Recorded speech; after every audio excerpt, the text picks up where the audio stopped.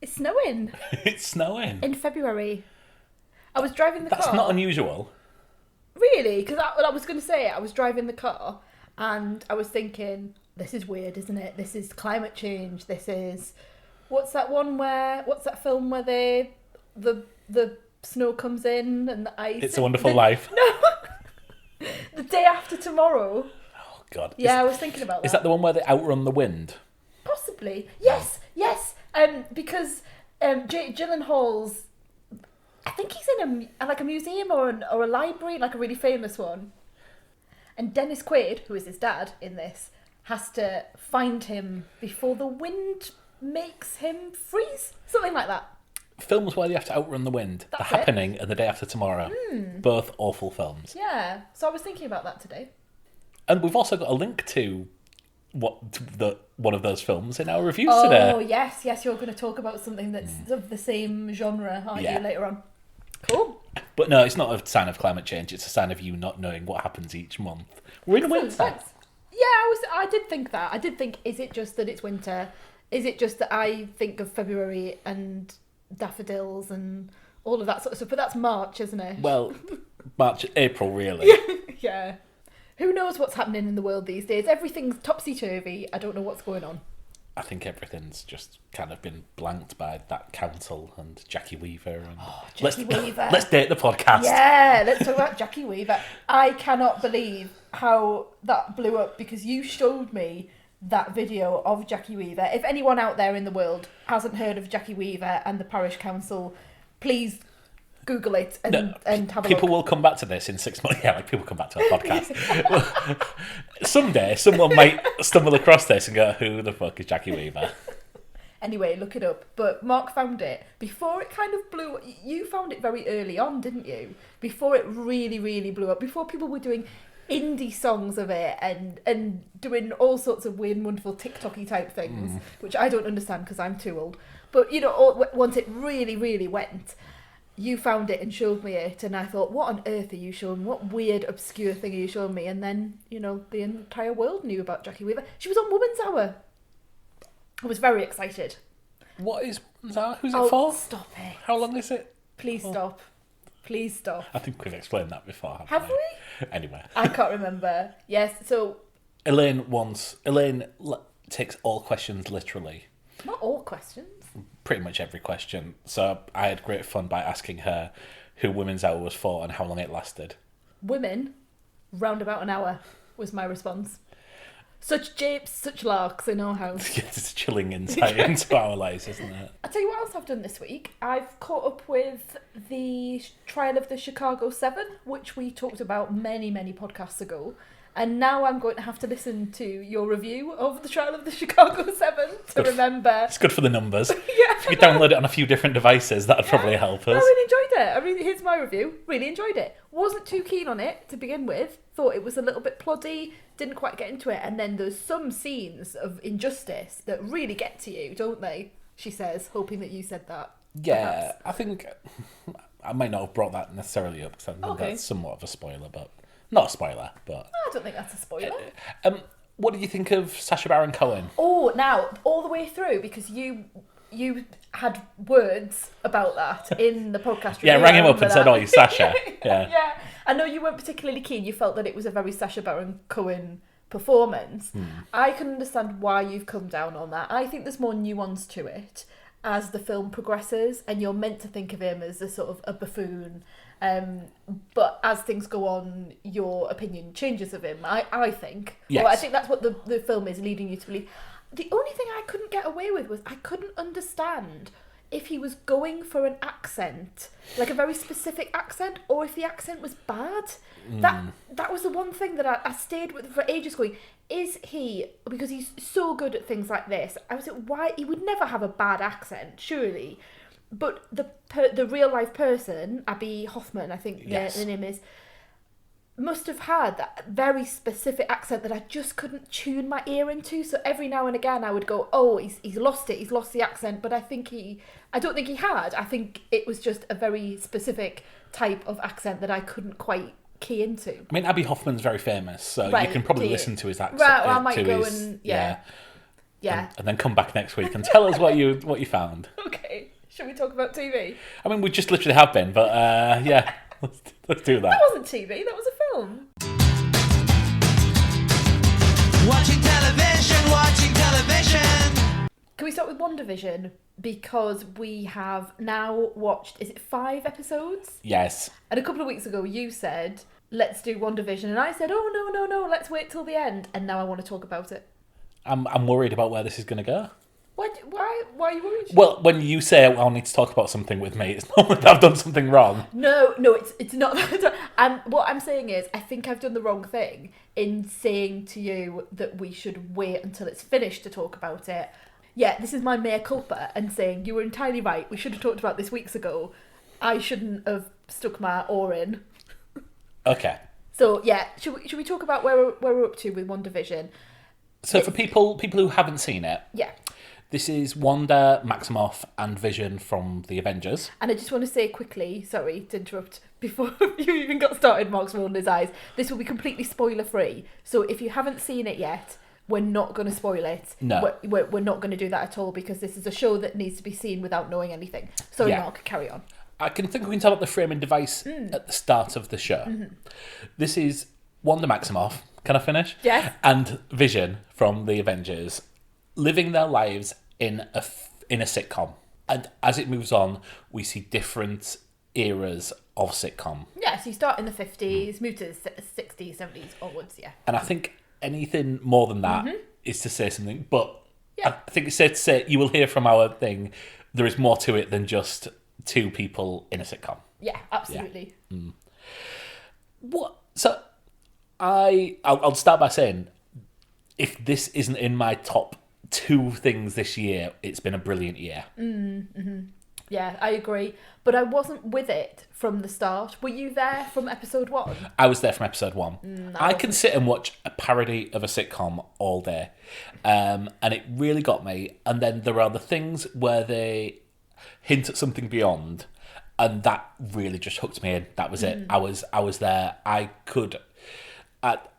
I'm sold. I'm as excited about this as I was about Lost when it first came out. Oh, really? Yeah. At that level? Yeah. I wouldn't say I'm at that level. I think Lost is a thing just all by itself. I think you have...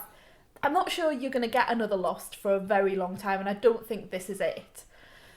I wasn't too sure episode 1, episode 2, and I think that is entirely down to the fact that I didn't laugh during those episodes, and they were meant to be funny. I mean, there's a laugh track. Yes. There. It's very comedic. There's slapstick. There's all sorts. I mean, it's taking off of the shows at the time of Dick Van Dyke Show, I Love Lucy, all of that, Bewitched, those sorts of things. As we know, I'm humorless, as you... I definitely do, yeah. As you remind me. So, yeah, I didn't find the comedy funny, but I don't tend to find this sort of stuff funny.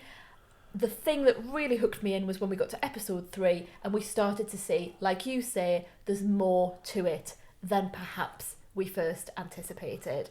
There were some really sinister moments, some really creepy moments, and that is what hooked me.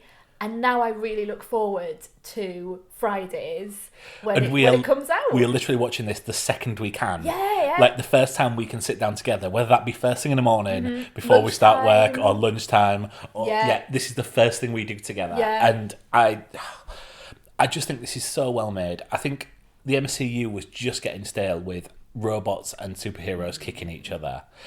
I hated Vision in the films. Okay. I think he was brought in Age of Ultron, and it was the trope that I really hate in films and literature, where someone's brought in, they are all powerful, and then they realise they've written themselves into a corner, so the next time we see them, they're just completely weakened, and in the case of Vision, largely made into a comedy character. I think my hatred for this comes from, well, there's 2 things. One's in wrestling, where you get guys coming in, like on the first week they're beating up about 12 people, and then the next week they're clearly just a normal guy again. But I think going back even further, you used to get, with He-Man figures, stick with me on this. Okay. You used to get like a little comic with them, like a little mini comic. Right. And there was one for, do you know any He-Man characters? I know He-Man. Right, okay. And the Masters of the Universe. So there's one called... dog or a... It's not a dog. Is it a cat? A Yes. battle cat? Yes. Battle cat, that's Yes. it. Battle cat the dog, yeah. Is He-Man Skeletor? No, He-Man isn't Skeletor. No, but... Skeletor is the baddie. Right, yeah. There you go. There's yeah. two. So there's Trapjaw. Right. He was kind of a half robot. He had a big funny jaw. So you have a friend called Burke. Oh, yeah. Oh, that didn't go down very well, did it? No, because it took me a second to It's understand a what trapdoor joke. Yes. Oh, that's terrible. Right, move on. So Trapjaw, Yeah. the comic that came with him, he came in like no one could beat him at all. And He-Man and Skeletor actually had to team up and combine their swords which was a kind of a trope. This is going to get cut out, so I don't know why I'm even bothering going on with this. No, carry on, love. So they both had to team up to beat him. Like next week, or next comic, it was just one of Skeletor's baddies. And this relates to Vision. Because he came in all powerful in Age of Ultron, the one thing that could beat Ultron. Next week, he's just walking through a wall with like stupid jumper on. I think this gives Paul Bettany much more to do. Absolutely. I mean, not that you could give him any less to do in the films, but now he doesn't have to have the Vision makeup on all the time. He gets to play different. There's different elements of different characters that he can play. So he can do comedy. He can do scatterbrain. He can be very robotic again. So it's all different facets of personality that he can really really play here. But my sort of VIP in this is Elizabeth Olsen. I think she is superb in this. I love her. I mean, I love her she was in Mary Marcy May Marlene. Okay. That was the thing that I first met. I rearranged those words in IMDb, and you'll. I know exactly what you mean, but I'm not going to give it a go myself. I'm just going to look it up. Is it Marcy something? Martha Marcy May Marlene, which is a brilliant film, even if you can't remember its name or the order of the names. But since she's been in the MCU, she's not had a lot to do. And she has been sidelined completely. She's just sort of in the background. She had a little bit, even the emotional beats in Civil War. Have you seen? I've seen them. I can't really tell you what happened in each of them. She has a big emotional thing, and it was kind of used as a plot point just to get to the Civil War, and her sort of feelings around it are just ignored after 5 minutes of kind of a reaction shot of her looking a bit sad. Okay.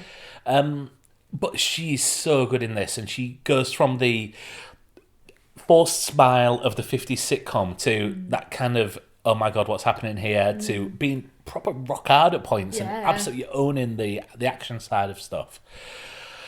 I can't wait for the next episode. Yeah. And I think it's so important that this is released week on week, because it really does build anticipation. Like, I am sat there thinking, what the hell's going to happen? What the hell's going to happen? Are you listening to the spoiler podcasts that are out there? There's loads and loads of spoiler podcasts that have gone for WandaVision, because it's that sort of show that you can sit and you can pick at it and you can theorise.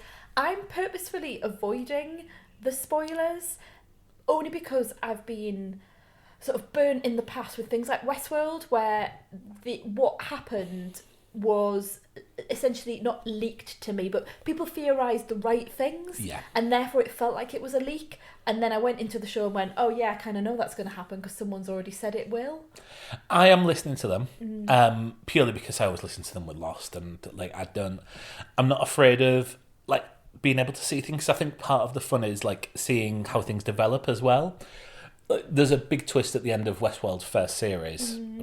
Something that this could probably be compared to Westworld in certain ways. And there's a big twist, and it's 4 years old now. So I think where we find out that the man we've been following is also, it grows up to be the Man in Black. And I think part of the fun in that, because it was front page of Digital Spy after the second episode, is the Man in Black. What's his name? Oh, I can't remember now, hon, and I love that show so much. And isn't that indicative? Yeah, I know. That some follow-up series did not do as well. But yeah, it was a younger character, an older character on screen at the same time, and then you found out that there was a time jump. But I think you still got a lot out of that, because you saw how it went together and how they did that reveal, and I think that's as important as anything. Okay. So I'm not afraid. I'm kind of annoyed that there was a casting piece that was on the Google TV that we have. Yeah, so I clicked on it and it showed me that someone was going to be on. That was a big plot reveal the next day, which is really annoying. Yeah. But it is what it is. I still think that was a pretty cool reveal at the end of episode 5. I'm really excited to see how this leads on from here. And I think this is something that will set up the next few films as well. And now I'm really excited for Falcon and the Winter Soldier. Oh, you're looking at me as if I know the answer. But yeah, that sounds about right. That's coming like in 2 months' time. Do you not think that it's going to be a bit of a letdown after WandaVision really speaks to the sort of thing that we like? We love a mystery. We like things that are a bit strange, a bit weird. It's not your typical just action adventurer. Like, going back to Lost, we love Lost. Clearly, this is the sort of thing that we like. We like this sort of genre. Yeah. Falcon and the Winter Soldier, I'm not sure they're going to go down the same path. Isn't it going to be much more generic? I don't think they will, but I thought this was going to be crap. So I'm fine to see what they do. I mean, Falcon and the Winter Soldier was meant to be the first show that was released, and then this was more ready than Falcon and the Winter Soldier, so this was pushed first. But it's Anthony Mackie and Sebastian Stan, and they're both fun to watch on screen. So even if it's just them punching and kicking robots, I'm fine with that. That's what you're after? Yeah, absolutely. Maybe you'll like that after this, but you know, the slightly more cerebral WandaVision, and then you get into something that's a bit more actiony. Absolutely. But I don't know. Don't look at me, because I know nothing about Falcon and the Winter Soldier. What are the other things that are coming out as well? There's going to be lots of them, aren't there? So there's a Loki film, a Loki TV series. There is lots of smaller characters that they're trying to launch. I think they're doing a She-Hulk. They're doing other things like that. Moon Knight, I think, is one. Who I've never heard of. I think, yeah. All right. Okay. They're also doing an animated show called What If. Yes, I remember that. Which is kind of like the Friends episode where they did a What If on there, as far as I can understand. Yeah. I mean, it's DisneyPlus. I think we said we were going to cancel it, and we never have. We never have. They've got us now. Yeah, we'll just stick with it, and then we've got the 400 Star Wars spin-offs that are launching in the new year. So see what that get our money's worth. And now for something entirely different, can I talk about a documentary that I have watched? I think it was, it might have been last week or the week before, I can't remember, but it's still available on BBC iPlayer. This is the Katie Price, Harvey and Me documentary. Very different then. Yeah, very, very different. We're moving over to completely different genre, completely different content. So Katie Price is an interesting character. I remember when she came out as Jordan to begin with, as a glamour model. Yeah. Was all over the press. Was having high-profile relationships with various people, including footballer Dwight Yorke, and had a baby with him, Harvey, who has complex additional needs, and she has done lots of different things in her life. She's done a lot of celebrity reality shows. Most famously, I think she went into The Jungle, so I'm a Celebrity, Get Me Out of Here, where she met Peter Andre. So, you know, yes. I'm not running through her life story now, but she's written a lot of books, she's done a lot of autobiography, she's lived her life very much in the public eye, either in the Jordan persona or later on as herself as Katie Price. And I think that's on purpose, isn't it? When we watched the recent Celebrity TV show, the BBC did, she kind of came out and said, look, I was just willing to... Yeah. I go to the parties. Yeah. I think what came out of that was another documentary that was really good called Celebrity, and I think that's still available on the iPlayer as well. What really came out of that is the people who were around at the time who were journalists, like the 3am girls, for example. Yes.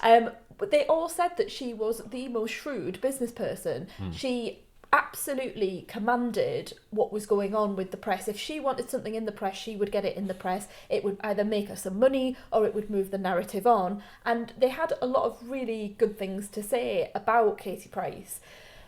I was really, really surprised by this documentary. I went in and I thought, I have mixed views, mixed feelings, about her as a person, not knowing her, but you know how you see someone on the telly, you might be judgmental about that, you know, you might make You might think things that aren't necessarily the truth because of the way that the press spin things or the way that the narrative is. I think she sets out to incite an opinion of her. Yeah. So there's often some controversial things. Often there's always a drama or a story and those sorts of things. So I went in with a bit of mixed feeling, thing.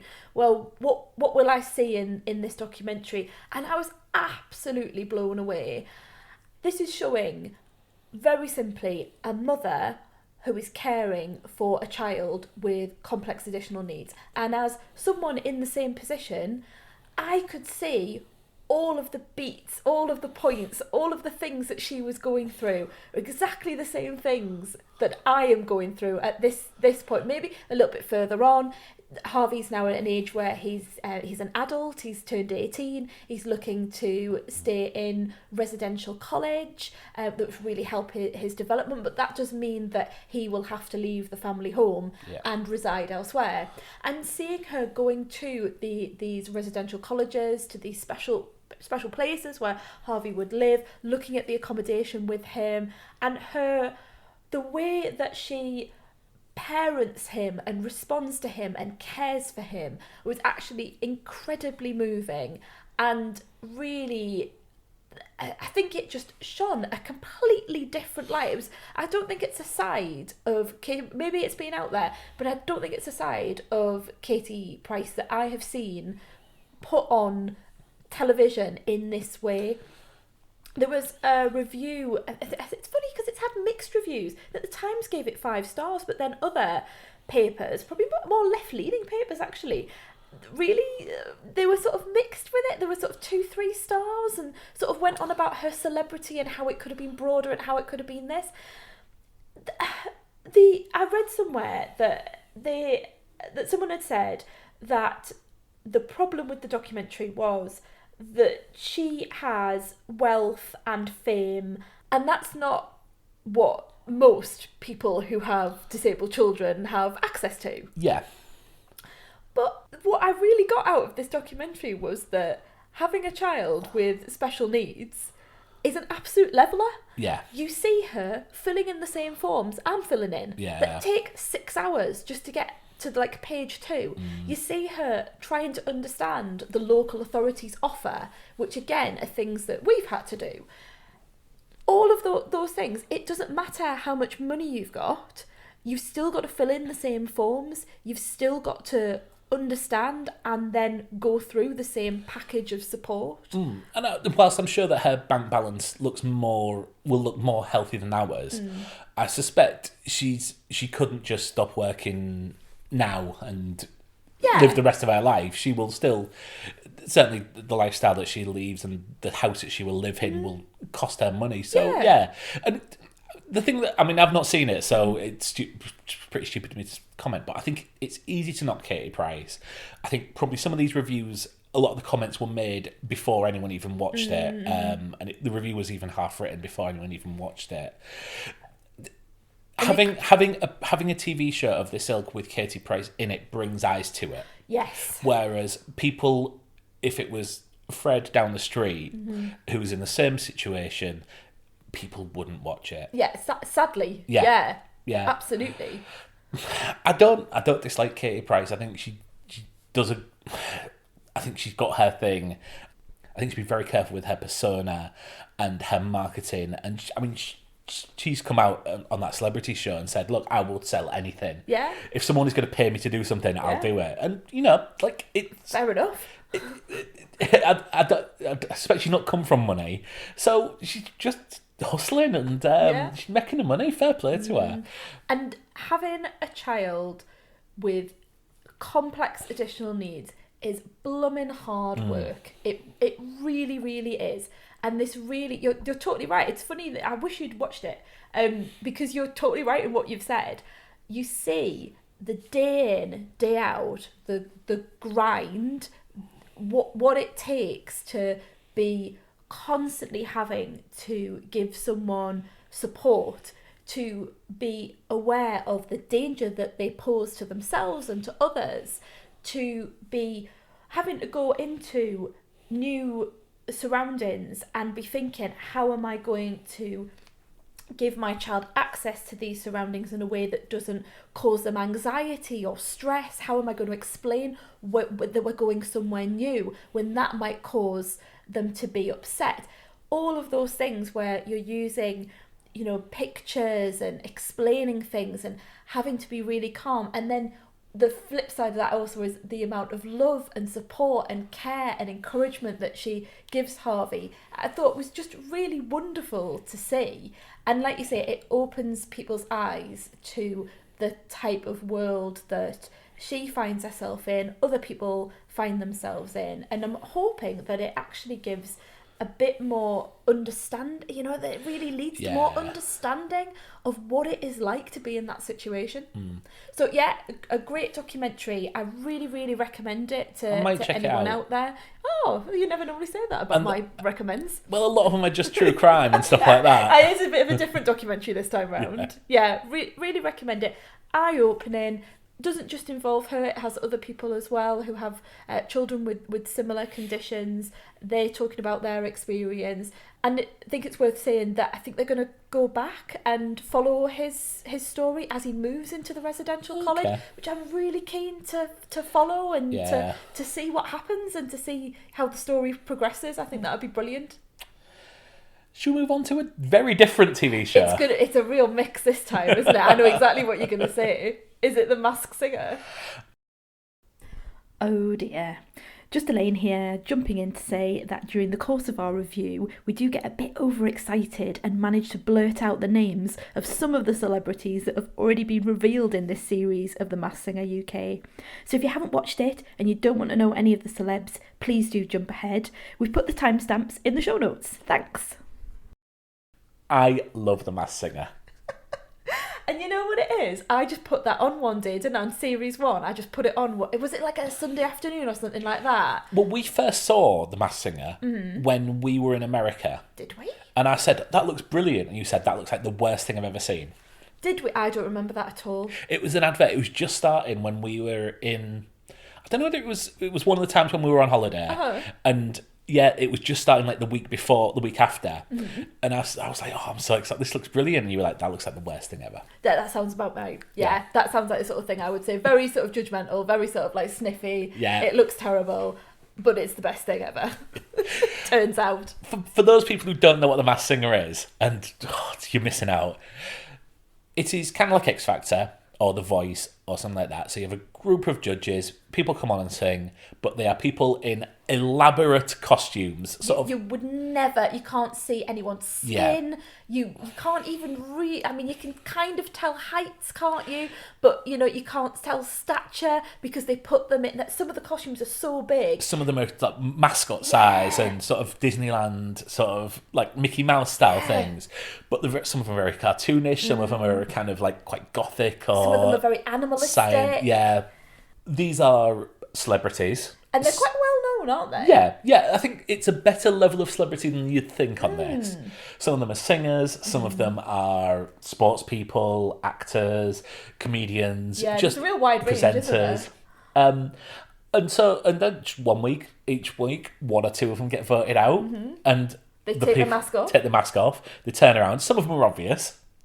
And there are clues that they give, and really cryptic shit clues as well. Yeah, awful clues that make no sense whatsoever. But when you suddenly realise one, and you're like, oh, I think it's Gabrielle. Yeah. This is proper great Saturday night TV. Yeah, X Factor has run its course. Yeah. The Voice has never had a course. Sadly. And I think this is just really good fun. Yeah, it's great. And I think because they're celebrities, you just sit there guessing, don't you? And it's a little guessing game, and everyone can join in. Kids can join in. Did one of your friends say that they thought that it was Santa Claus behind one of the masks or something like that? I think one of my friend's kids thought it was Santa Claus. Yeah, so even like little kids can join in. Yeah. Doing the guessing. Yeah, and his nursery teacher. Oh, it wasn't one of my teachers. It was someone on Twitter. Oh, was it? It was Jeff Lloyd. One of your friends. One of my friends, Jeff Lloyd. Comments on Twitter. Yeah, our podcasting friend Jeff Lloyd, who doesn't know us, and I've listened to his podcast for many years.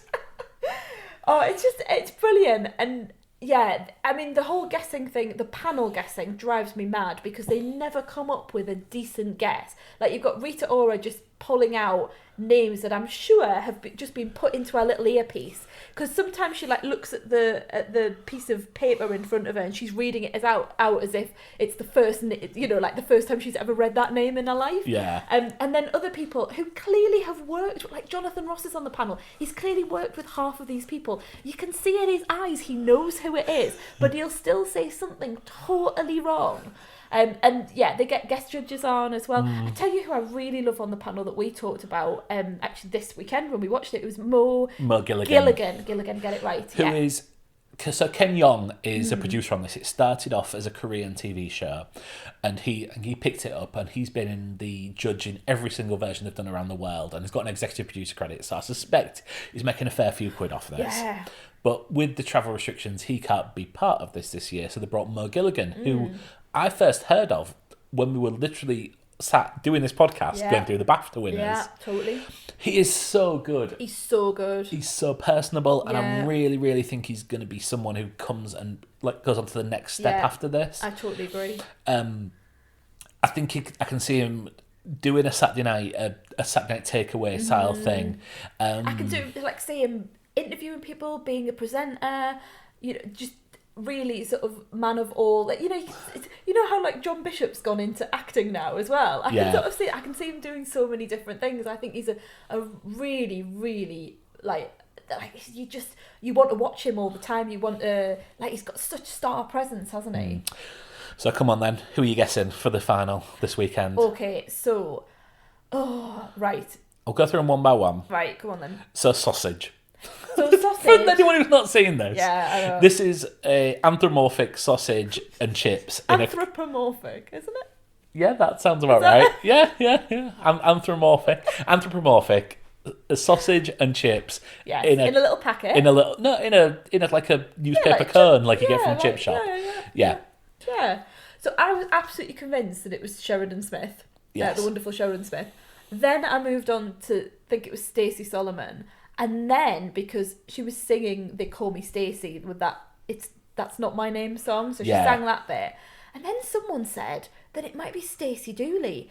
Now, whoever it is has absolute proper pipes. They are musicals, stage, brilliant. But they've got quite a strong sort of Essexy Cockney I don't know the accents. But have they? Because people put on these voices. And they keep saying Blackpool, and like someone said that Stacey Solomon is from Blackpool, but of course Stacey Dooley was in Blackpool for Strictly Come Dancing. So I thought Stacey, but if that is her, that woman has a voice. I don't know. I'm thinking Stacey Solomon at the moment. Robin.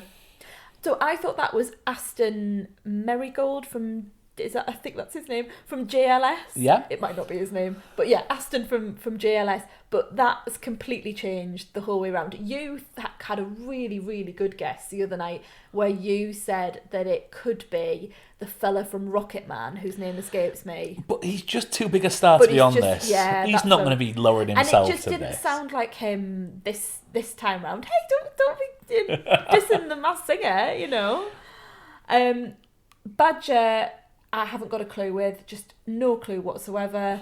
Well, who's the other one? That's the final three. Is that the final that's three? Final three. Oh, yeah. right, okay. What are your guesses? I don't know. You do. I was waiting for you to come in on all of that, and you were just I got a clue. Just letting me go for it. Yeah. But this is how exciting it is. I don't think it's Stacey Solomon. Okay, well, who do you think it is then? I think it's. I don't know. I think it's probably. I think it's too good a singer to be Stacey Solomon. Right.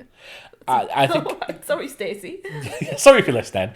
I think it's closer to be Sheridan Smith. Right. Okay. But she's doing Perfect Pooch or Pooch Perfect. Not at the same time. BBC. Well, it might have been recorded at the same time.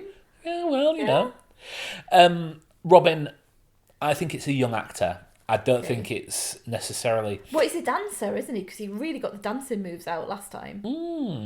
Yeah. Yeah, he's really light, really... It's probably a Love Islander or something like that. It's probably going to be... Please one of them's going to... We've known who everyone is this year, and I can't... Yeah.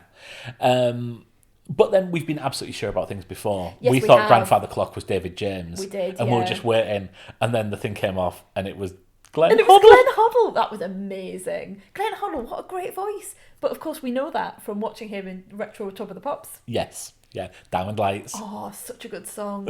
That was going out tonight. Anyone wants to, listen to a great song, get your Diamond Lights on. I just love that song so much. It's darker pop than you'd think, isn't it, from two footballers? It is. Yeah, that's why I like it. So that's TV done. You're going to talk about a film that Yes. I really don't want to talk about, but we're going to talk about it anyway. Okay, cue Alien Ant Farm. Just like the movies we play out on the last scene. Right, come on then. Let's talk about Greenland. What have you got against this? I didn't have anything against it. Yes, you did. No, I didn't until, let me finish, until I listened to the Empire podcast, the Empire Magazine podcast, the other night, and they said that it was like Threads, the worst possible TV show about, that was that nuclear holocaust, wasn't it?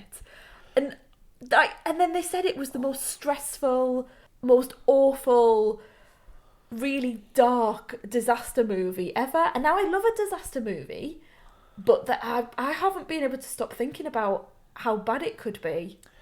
When you invoke Threads, you're invoking a particular thing. So I don't know anything about Threads. Okay. Other than it stars the great Ann Sellers. Do you have any idea who Ann Sellers is? Right, do yourself a treat and just look up Ann Sellers on IMDb. She's got the greatest career ever. I do know. You've shown me this before. Yeah. Right, yeah. Just if you look at do yourself a treat at home if you listen to this. Yeah. And look up Ann Sellers, Sellors.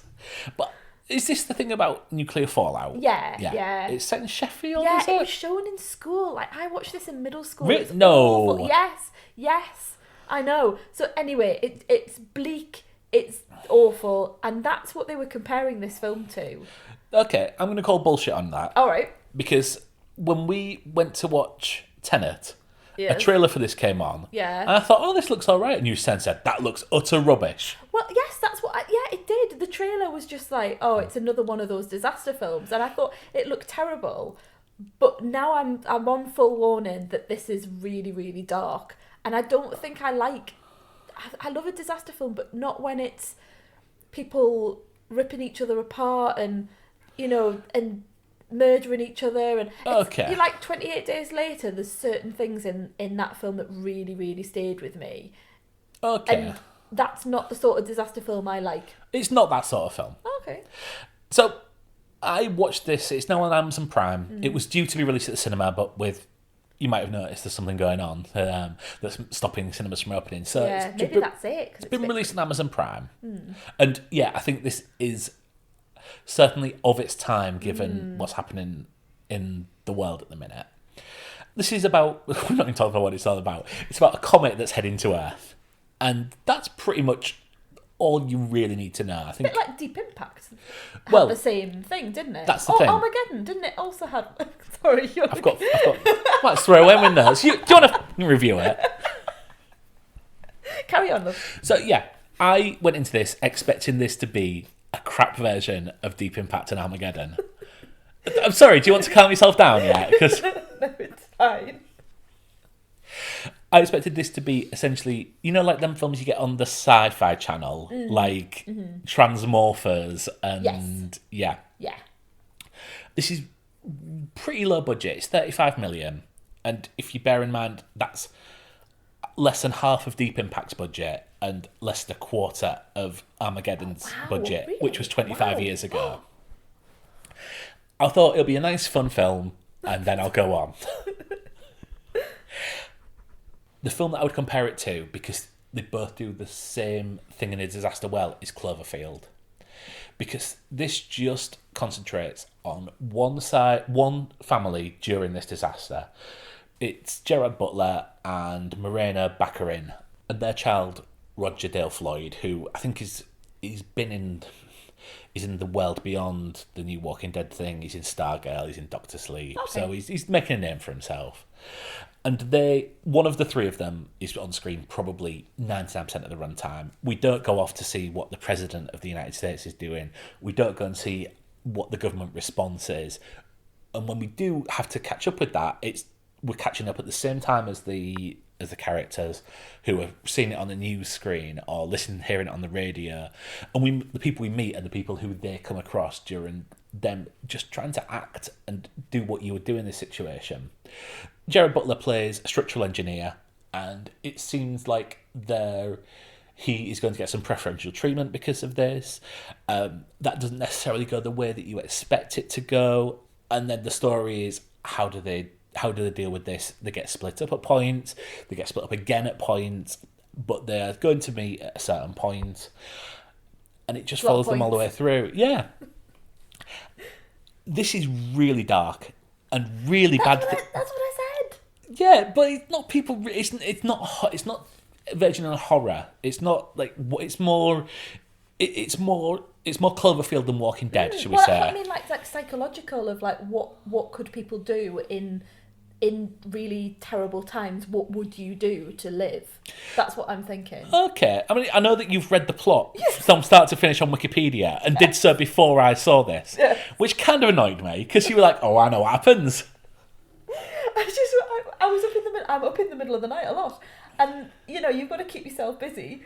So... But the thing that you will then go do, and you've done this a million times before now, will come in and go, "Oh, is that what's happened? Oh, is this happened yet?" Let's not do the marriage therapy on the podcast, Owen. Yeah. So it's really dark. It's really dark. And you thought that was a good thing? Yeah, because bad things happen that you don't expect to see. In The Day After Tomorrow and 2012 and things like that, people need to get from point A to point B, and this gets in the way at point, and this gets in the way at point, and they get past it. Okay. And they have to outrun the wind. Yeah. In this, there's brandishes, and to explain exactly what I mean would be giving away plot points. Yeah. But this is really, really fun. Like. So it's dark, but it's dark fun. Yeah, because there's there's fireballs coming down to earth from the sky, and I love this film. This is a 4-star film. It's been getting really good review. Like, did it get 4 stars in Empire? That doesn't surprise me. This is, and I think 4 stars about right. I might even go 4.5. We've not had a film like this for so long. Oh, is it the right time for one though? That's the only. I think that's my thing. I don't particularly want to watch disaster right now. Well, I was watching this whilst you were driving our son to to nursery in a snowstorm, and I did think maybe I'm a little more stressed out about this. But Gerard Butler is as good as I've seen him. Like, he is not phoning it in here. He is committed. Morena Baccarin really sells the emotional moments. What do we know her from? Why do I know her? Oh, so she's in Homeland. She's in Homeland. That's it. Yes. Yeah. She's that's how I know her. I first knew from Firefly, which I guess you've not seen. No, I haven't. Nah. Yeah, Homeland is the big one. That's how I know her. Yeah. Yeah. This is a really, really good rubbish film to watch. It's mindless, but it's I can't speak highly enough of this. Okay. Recommendation from you. Recommendation from me. I text Neil immediately afterwards and put 4 stars, but on WhatsApp just to let him know. But apparently it came through as a bad review because when you put 2 stars either side of something on WhatsApp, it bolds it. It bolds it. It was just bold 2 stars. So fortunately, I put a little review underneath. So Neil was like, "Did you like it or did you not?" Mixed. Yeah, mixed. Well, I'm glad you enjoyed it. It's not for me. I still think I won't watch it. I think. Well, I mean, you don't need to now, have you? No, I know it backwards. Why not just read the Wikipedia of every book? Save yourself so much time. I think that's all we've got this week, isn't that's it? What are we going to do next week? I don't know. We're going to do a date night. Oh yeah, we were going to do a date night earlier on this week, and then we got tired. So yes. I have got a date night ready. I've got 2 films. So do you want for a date night an action adventurer, or do you want a sci-fi action? What would you prefer genre wise? Well, I know what. Let's. I know what the action adventure is. I've just remembered. Because I mentioned, I said, "Oh, so you're gonna pick something like," and then exactly. Yeah, you asked me before, didn't you? You asked me a couple of nights ago. I think we were just in bed, weren't we? And you asked me. So what? So you're gonna pick something like Air Force One? Yeah, and then I tried to pretend that it wasn't Air Force One that I was gonna pick. Yeah. By the way, we need to play at poker because you are not a great player. No, I know. Sorry, hon. I've completely forgotten that you knew I was gonna pick Air Force One. So, do you want Air Force One or do you want a sci-fi actioner? Do you want me to put Air Force One in the bag for another time? Yeah, let's do that. Okay. And we'll go for. We'll go for weird sci-fi action film that I've also got that you're probably gonna go, oh, it's blah, blah, blah, now, and that'll be that. What's the one with Tom Cruise? That's. Oh my god! Oh God! Brilliant. So next week we'll be watching Minority Report. So come back for a day at night. I'm sorry. A bit of Tom Cruise, a bit of sci-fi, a bit of action. I just know you too well. I'm sorry. You do. This is awful, but also great. In These are some films ways. that you've said like before. You really need to watch. So it's not like I'm just plucking these out of No, nowhere. you're absolutely right. But still, that I didn't really give you much to go on. Oh, sci-fi, a bit of action. Yes. So date night next week will be Minority Report. So come back for that. And thanks everyone. I've had that in my thing from when you're going to pick it for years. Mark's just showing me his phone with Minority Report written on. Yeah, I've guessed you were going to pick that for years. So to be fair, you've lasted a year into the podcast. I've done quite well. Yeah. Well, thanks for listening, everyone. Thanks everyone. Guess what we're going to be doing next week? At least we'll have to do it now. We can't just cancel it because we're tired. If you would like to follow us, we are on The Honeymoon Pod on Twitter and Instagram and Letterboxd, which we always forget about. Yeah, we do. And if you would like to drop us a 5-star review or 4-star, when do we accept 4-star? 4.5, like 4.5, like Greenland. If you think we're better than Greenland the film, drop us a 5-star review on iTunes or wherever you get your podcasts. Apple Podcasts, isn't it called now? Does iTunes exist anymore? I don't care. Okay. I'm not in the Apple system. It's probably iTunes still exists. Does it? But I think Apple Podcasts is how it's officially referred to. Anyway, on one of those. Yeah. Thanks very much. Wherever you listen to this, just review us. Even if you can't, just write on whatever. just text them. Bit of paper. Yeah, text a friend. Yeah, thanks everyone. That really does help the podcast. Yes. Thanks a lot, guys. Thanks, bye. Cheers, bye.